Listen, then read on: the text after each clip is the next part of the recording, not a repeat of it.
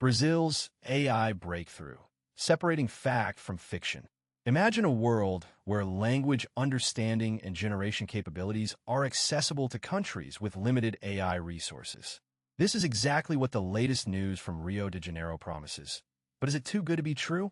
Researchers at Brazil's Federal University of Rio de Janeiro claim to have developed a powerful large language model, LLM, using only local resources. The model, dubbed Hobbit, is touted as a significant breakthrough in the global AI landscape. However, experts are warning that Hobbit's capabilities might not be as homegrown as initially thought. Hobbit's performance is reportedly comparable to existing models like BERT and Roberta, which are among the most advanced LLMs worldwide. However, a closer look reveals that Hobbit's architecture is suspiciously similar to those of its predecessors. This led experts to speculate that the model might be a modified version of an